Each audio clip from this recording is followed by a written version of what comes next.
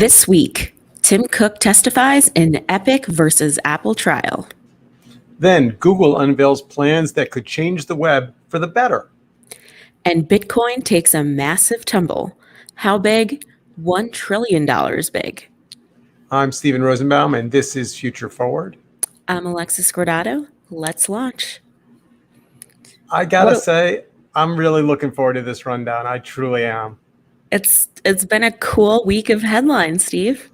Lots to discuss.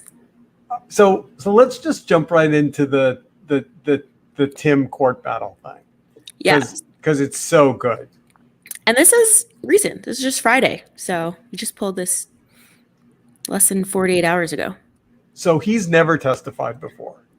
He's never testified, and we have seen over the last year all of his counterparts testify. Mark Zuckerberg, Jack Dorsey, and I don't think there was anything really new that he was saying, but the fact that he did it, I was like, okay, let's go. Will the Steve Jobs to Tim Cook transition go down in history as the best CEO transition in the history of mankind, peoplekind? No, I would definitely. I think Microsoft is also right up there too. Yeah, maybe, but it's just anyway. He was so destined to fail, and he's just been he's so like it's like if you put Steve Jobs in a machine and said, "Make me the opposite of this man," you would get Tim Cook. You know what? Because you didn't have with Microsoft, you didn't have Steve. You didn't have Bill Gates going to Satya Nadella. You had Steve Ballmer in the middle, but Satya Nadella is crushing it, I think. And we have not even talked about Bill Gates on this show, so no, we will, but not today. All right, so I'm going to just jump right in here and make a prediction on the Apple versus Epic trial. Okay. I think Apple won. I agree. And I think the judge continuing to bring it back to gaming rather than apps. I mean, even if there's some little, split the baby something or another where gaming gets some, I don't even know what, but like the judge clearly is not a gaming fan. Right. So okay, so for listeners who are like not in the know or who haven't been following along, there's an underlying issue with this trial, which is whether Apple's App Store creates this unfair monopoly, and if it should be open up to third-party stores, and if you could sideload apps into your phone. And again, it's not necessarily like the most shocking thing, but Apple's response to all of this is once again privacy, and it's very, very consistent with what they have been saying. It's very consistent with the iOS 14 updates, which they've been promoting extensively. And so I actually thought it was I don't know if they were able to actually predict it, but the iOS 14 update and then Tim Cook testifying, it just lined up perfectly from a messaging standpoint. So yesterday, Pam was on the phone with somebody talking about dogs and talking about the fact that our dogs occasionally want to like suck food off the sidewalk. And we call it hoovering, and this person calls it Dysoning. Oh, interesting. Okay. And it's somewhat which vacuum cleaner of the moment. Yeah. Mm-hmm. About 10 minutes later, Pam got an ad on her phone for a Dyson vacuum cleaner. No. So hard to know what was listening to her, but something was. And so the question is, how much sensitivity do customers have to privacy? Is Tim Cook serving a need that people don't know they have?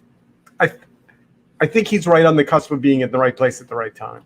10,000%.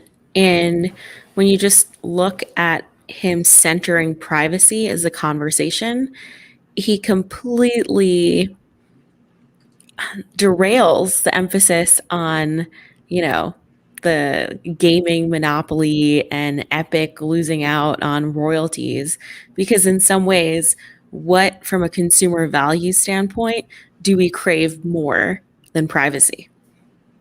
And so him talking about the ecosystem that they've built with hardware, software, and their marketplace really working seamlessly to protect the interests of the consumer and how good of a job they do at that, it's really hard to discredit, I think.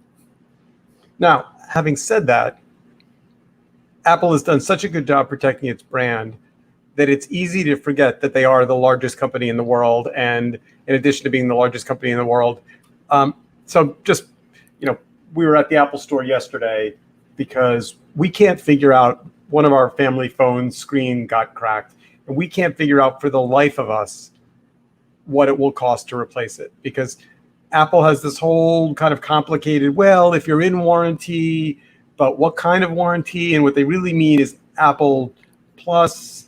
So if you have the regular warranty, it says you have hardware damage protection, but you really don't. And we walked up to the store and we waited in line and we got to the front. And we said, we just want to ask somebody a question. And the guy was so mean. I've never had a bad Apple store experience. He was like, you don't have an appointment. You can't come in. You can't talk to anyone. Make an appointment. Weird. It was very weird. And there wasn't that long a line. And I'm like, look, we just want to walk in for a second. We'll ask one of the guys on the floor, just what is it going to cost to fix this? And he's like, you need to make an appointment to get that question answered. And then he literally looked over our shoulder to the next person online. And I was like, okay, all right. That was a bad experience. Yeah. I mean, the retail experience is not nearly what it used to be. But maybe we could say some of this is COVID related. Certainly some of it is COVID related. But I guess my point is, like, the problem with the Epic Apple battle is, like, objectively, Epic's right. They're right. 30% is a ton to shave off, and you don't really have other choices in terms of channel. And I get Apple's argument that, well, there's all of this. The reason we have to charge all that much is because we do all these things to make sure everything's safe.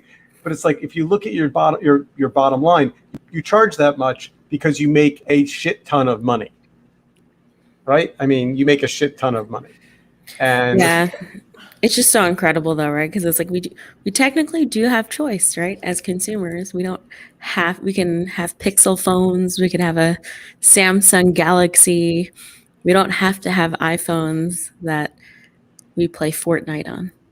Well, I don't know if I agree with that though. Really? Is that real? Do you really want to make that argument that the answer is that we have choice? Well, I'm just saying that, like, that's what Apple would say. There are other competitors, there are other marketplaces like the Google, Android, the Play Store, and I'm not saying it's a good argument. I'm just saying that. But you see what I mean though about the brilliance of Apple and their comms team, which is that they're not even saying that. What they're saying is they're not even comparing themselves to other platforms. They're specifically talking about how valuable their service is. If anything, they're doubling down on it, saying what we do is so special and so magical that this 30% fee is nothing. I mean, they didn't say it's nothing, but they're just basically reinforcing this idea that end-to-end privacy is worth everything. All right, so let's jump to Google, because we should definitely talk about Google, and then we also should talk about I/O, because there was a bunch of announcements that are interesting. So we're just to put a button on the Tim Cook Apple conversation. Apple will win. Maybe the judge will split the baby a little bit, but Epic's going to come out battered in some way. And let's just say hooray for like a big tech CEO testifying and, actually saying something. Well, but did he really say anything? I thought again, we're so biased on this show. It's like so much more interesting to listen to Tim Cook talk about Apple than Mark Zuckerberg testify about Facebook. Well, yeah, that's certainly no. I mean, look, Tim has been getting more public. He did the Kara Swisher thing. He's been out there, and he's,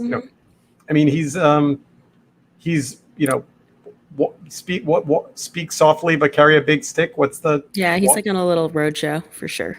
A little press tour. All right, so let's move to Google because Google is interesting. Let's do RSS first, and then we'll go to Android and IO. I gotta confess, I didn't exactly understand the RSS story. I mean, I know what RSS is, but I thought it was dead. No. Well, sort of, yeah. So RSS, really simple syndication. Like when you think about the origins of the web, right? Once upon a time, we lived in a web era where you visited blogs or you'd go to websites and pull an RSS feed and then port that content into things like Google Reader or a feed reader or any type of aggregator that you as a user could use to curate and consume content. And as the web has become increasingly closed, and when I say closed, I mean like you can't take Facebook's RSS feed, you can't take Twitter, you can't take a lot of, webs, the New York Times, for example, and have that control. It's interesting that Google is basically, it's almost like they're evolving, like RSS 2.0. But I think I missed a chapter here. So Google, 474 billion years ago, bought FeedBurner Yeah. and then shut it down. Which, I mean, they buy so many things and they shut them down. It's like they're notorious for doing that. But FeedBurner was the back end of the RSS ecosystem, and they essentially put a bullet in it. So RSS, for as long as I can remember, has been like, get off my lawn, old man technology that essentially everyone gave up on. So I don't quite understand, like, I don't know why I should trust them to go back to using RSS as my source of feeds when I now have other sources. But when you think about Google's almost like the crossroads of like web content, right? Their dominance for search and how much they've indexed the web. Again, I think they've eroded a lot of trust in this area, but if they can put real dollars and like a strategic roadmap and a plan behind this, I think it's exciting. Okay. Okay. Let's talk about. So I'm not an Android user, and my Mac bias, wearing it on my sleeve, I generally find Android stuff to be buggy and ugly. But what do you use as your browser? Chrome. Yeah. But knowing full well that I'm inside an evil ecosystem using Chrome. But it sounds like the latest Google iOS release, or not iOS, Google I/O release has like something big and kind of much more graphical, much more animated, like I can't decide. I haven't actually looked at the videos yet. A bunch of reviewers I know are saying that they like it, but I worry. Mm-hmm. I worry that it might just be, staggeringly ugly. I mean, it's too early to tell. I think it's someone who really mourned Google Reader once upon a time. This news sort of just excited me. Like I do love the idea of sort of aggregating and following portable web content. Sorry, I shifted over to beating on Android. My bad. Oh, it's okay. Yeah, no. I agree. I think anything that centralizes feeds for me is a good thing. All right, so we'll do more of a look at where that takes Android down the road after we've all investigated. Let's move over to this crypto thing. Oh my gosh, this was like very, very hard for me to keep up with, and I feel like there are still a lot of headlines that just like every single day there was a Bitcoin announcement this week or something, and it started earlier. Okay, so let's see, where do we even start? So Elon, Tesla, basically said, we are no longer going to accept Bitcoin as a form of payment at Tesla because Bitcoin is bad for the environment, uses too many resources. And so until there is a more eco-friendly um, cryptocurrency, then they've backed off Bitcoin, which then started to send the uh, the exchanges in a spiral. Exchanges meaning like Coinbase. So I do understand the environmental claim or concern. I do. Each coin that's produced takes more compute power than the one before it because it's all built on each other. But Elon is just such a motherfucking market manipulator. I mean, That's what they're saying. He's like the Fed of crypto. Between Dogecoin, then Bitcoin, like it's actually a little bit disturbing that one person can really have that much influence over a market, like market dynamics. and he kind of does it. I mean, he seems to position himself so that like almost no matter what he does, he wins. Right. Yeah. I mean, it's a little like going to Vegas and putting a chip on every number on the wheel. Like, Yeah, yeah, and I think this is what bothers me is that I don't know if it's malicious. Like I don't think he wakes up in the middle of the night and says, I want all of these people who have invested in Dogecoin or Bitcoin to just, lose half of their value overnight. And that's actually like it speaks more to I think his carelessness, his recklessness, like his lack of ownership that he really does have responsibility in this arena, which I don't think he'll ever claim. I guess the question for me is if it's people, playing with, essentially, if it's a bunch of market players playing with $50 and then one day the $50 becomes worth 5,000 and then it's back to being 50 again, like I'm not terribly worried about them losing their lunch money. Right. But if it's really people betting and losing their entire life savings and their livelihood and money they don't have, I guess I'm having trouble understanding where the pain is. Is it in people playing the market for giggles, or is it in people losing their life savings? The answer is both. I think it's both. You can have hedge fund managers who are, buying entire mines or like electric fossil fuel powered plants who are losing money. But you also have a bunch of like daily investors who are maybe first time investors on Robinhood buying Dogecoin. And, they're putting in $1,000 that they can't actually afford to lose.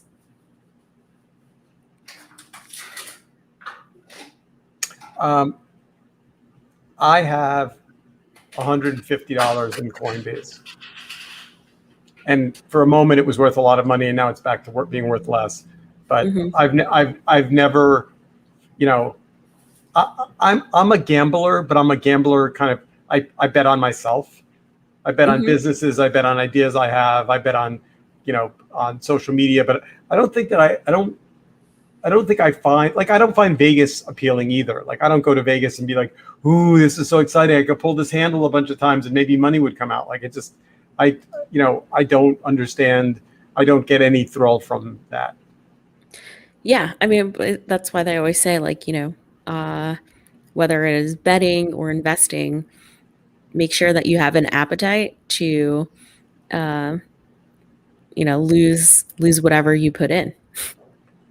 That's actually been my attitude with crypto.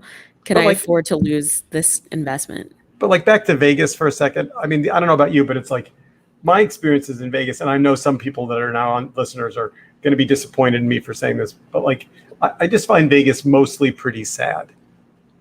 Like, oh look, there's a 80-year-old woman with a rolling, tank of oxygen sitting in front of a slot machine, Mhm. and I'm like, I don't understand what version of, like, okay, so the machine goes boom and gives you $1 million, and that makes your life better, like.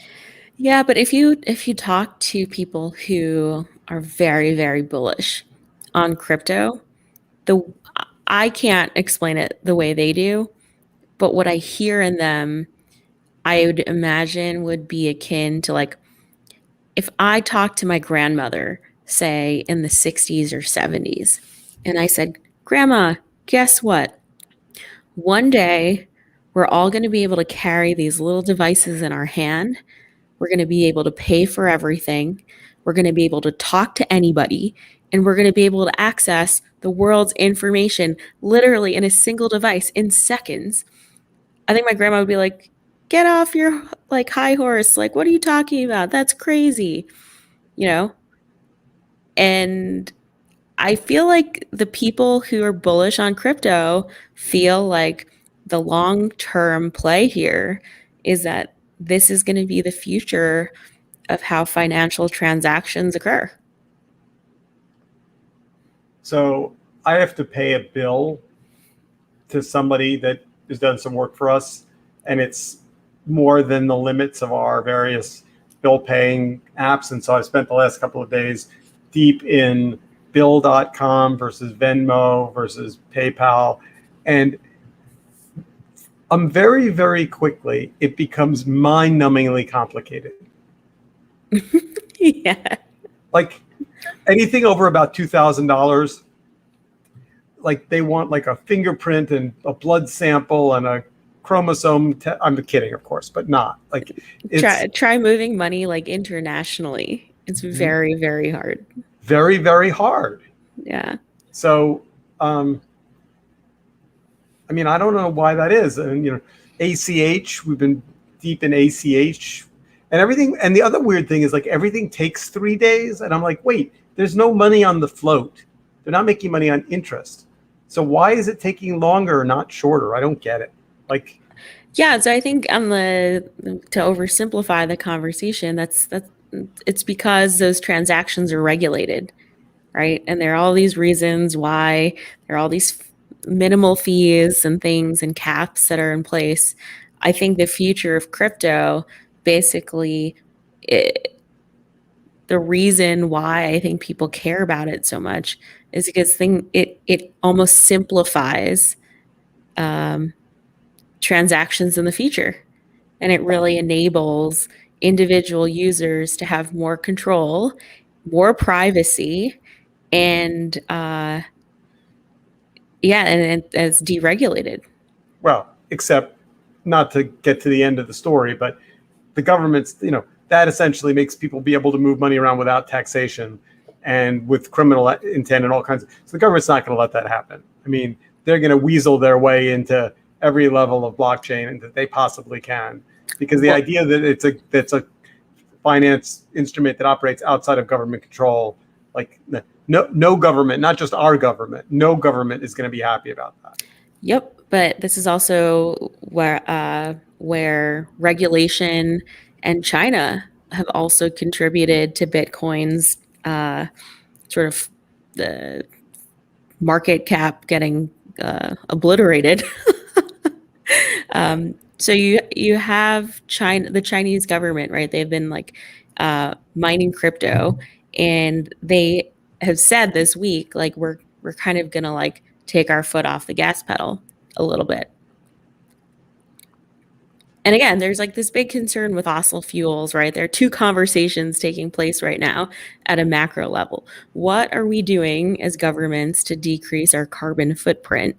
But then you have the US and China basically trying to say, well, how are we going to assert dominance or influence in this new nascent space around crypto? And those two things are in direct conflict with one another. So I have an idea. I have a closet that's fairly big and it's not empty, but it has some room in it. What if you and I just buy, say, 30 PCs We'll plug them all in. We'll stack them up high. We'll get one of our friends to come in, and we'll just start mining Bitcoin. You and I. Our Con Edison bill would go like through the roof. What if we put a solar panel outside my Just apartment? not even enough. You know, this is only like one single anecdote. I have a friend who has become a part-time owner in a mine, and so he has like fractional shares in a mine. Over the course of 3 years, the mine has produced about $20,000 worth of Ethereum for him. Which is it's a solid return given that he's probably put in, I think, $5,000 into sort of the whole operation. But it's just very complex, Steve. Yeah, that doesn't seem like a good enough return for the risk to me. I mean, three is certainly better than the stock market, but but with a likely wow. I mean, and does he get to cash that out when does he say 3x is good, I'm out? No, of course not. No, and I mean, again, and it's like this is 3 years, so everyone thinks it's early. Everyone's trying to go long. For me, I can't stomach the volatility. I do have some stuff in Coinbase, not a lot, but like we've come full circle since I put something in November, and I'm basically almost back at the original purchase price after seeing it more than double. Someone was telling me that they use Stash. Mm-hmm. You know Stash? Stash, there's like a Kraken. There are a bunch of exchanges. All right. So we've now successfully convinced Steve that his position, which is to not have a position, is the right position for me. And you seem like part of it is I work from 7 a.m. until midnight. So if there were any spare time in my day to be, playing with Coinbase, I guess I would. I just think I'm not even playing with it. Like, I think if you want to have any skin in the game, set it, forget it, don't think twice about it, and put it in your like long-term portfolio. Trying to do any day trading around crypto, you're just like setting yourself up to like be a crazy person. And with that, the score for those of you keeping score at home is Tim Cook, winner, chicken dinner. Google, yes, RSS, winner. Crypto, Alexa and Steve scratch their heads and then go back to their day jobs. That's a good summary. That's a good summary. All right. Well, we will see you next week where there will be much more news and joy in the world, and hopefully things in India will start to get resolved, because God knows that story. It's hard to be happy about, the virus beginning to recede in the US and then see those pictures, which are terrible. Yep. All right. See you next week. See you next week.